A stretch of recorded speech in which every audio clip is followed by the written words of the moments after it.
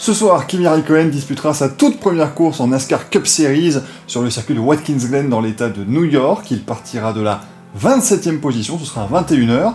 Et je suis là pour rapidement vous donner quelques petits éléments qui pourront vous aider à suivre peut-être cette course-là et à la comprendre un peu mieux. Déjà, un premier point qui pourra en motiver certains d'entre vous à venir regarder cette course, c'est que, parce que voilà, quand vous pensez NASCAR, vous pensez ovale, et ben aujourd'hui, ça n'est pas une course sur un circuit ovale, c'est un circuit routier, Watkins Glen est peut-être l'un des plus beaux circuits routiers qu'on a aux États-Unis, un circuit qui a notamment accueilli la Formule 1 dans les années 60 et 70, et puis un circuit qui nous vaut, eh bien, de temps en temps, en NASCAR particulièrement, des finishes absolument incroyables. Je vous mets quelques extraits du dernier tour de 2012, tout ça c'est un seul tour, vous allez voir, c'était quelque chose. Now Ambrose trying to get second from Keselowski while he tries to get the lead from Kyle. Contact in the S's! It's right, Scott. Is the tire going to make it all the way around?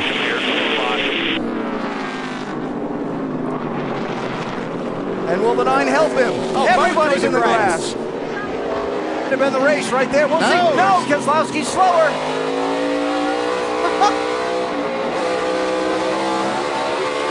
Keselowski's got a problem. A nudge, a push. Can Ambrose save it?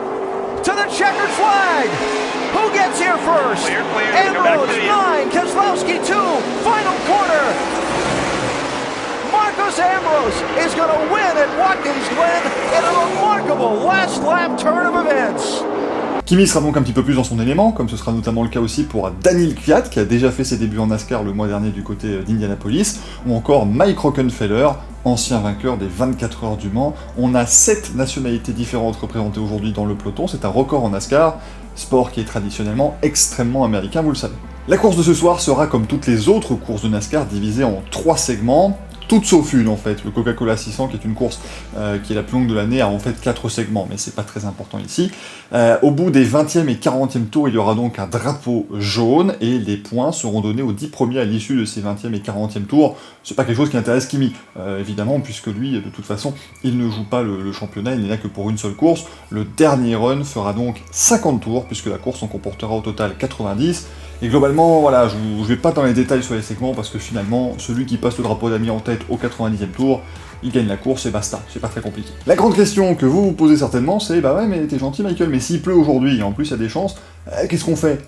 Bah on roule, tout simplement, et oui, là aussi évidemment l'intellect collectif pense qu'en NASCAR on ne roule jamais quand il pleut, c'est le cas sur ovale, mais depuis quelques années, la NASCAR propose des pneus pluie et des balais d'essuie-glace aux pilotes, et donc on peut rouler sous la pluie. Après, bien évidemment, c'est comme partout, même en Formule 1, s'il pleut trop, bah on arrêtera la course, et aussi un autre point important, c'est vraiment spécifique aux courses américaines, s'il y a un éclair, ou en tout cas un impact de foudre trop proche du circuit, on doit arrêter la course pendant 30 minutes au minimum, même s'il ne pleut pas. Au niveau des voitures, bah c'est là que se situe évidemment la différence principale pour Kimi Räikkönen avec tout ce qu'il a pu piloter dans sa vie, puisqu'ici on a des voitures d'1,5 tonne, des stock cars, bien évidemment, avec un bon V8, tu vois, qui gueule bien comme il faut, 5 litres 86, c'est plutôt pas mal aussi. Mais attention, la voiture de 2022, c'est la Next Gen Car, c'est une voiture toute nouvelle, et en fait, eh bien, elle dispose notamment d'une boîte séquentielle 5 rapports, on a également un diffuseur à l'arrière, donc c'est vraiment très différent pour la NASCAR, on a un écrou central au lieu des 5 petits écrous qu'on venait enlever à l'époque, donc c'est une voiture qui a une philosophie beaucoup plus européenne, on va le dire.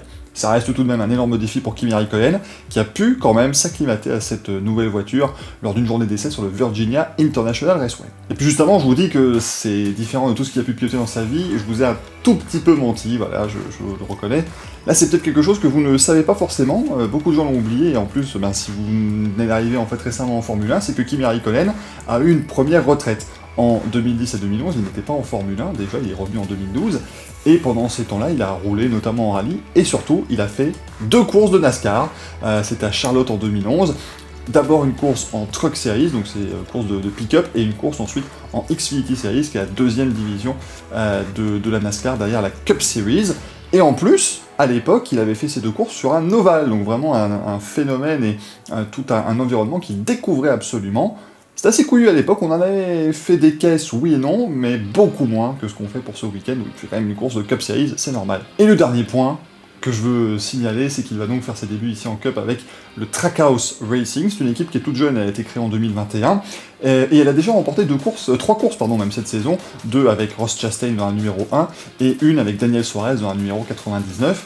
Kimi Räikkönen pilotera lui la numéro 91, d'une sous-équipe du Trackhouse Racing, on va dire, c'est le Project 91, qui en fait a un très noble but, c'est d'amener simplement beaucoup de pilotes internationaux en NASCAR. C'est un petit peu une star car qu'ils ont créée ici, et qui mieux que Kimi Räikkönen pour lancer un tel projet, évidemment. Le garçon reste quand même champion du monde 2007 de Formule 1. Mais la chose vraiment intéressante, c'est que cette équipe a été créée par Justin Marks, qui est un ancien pilote, et un certain Armando Christian Perez.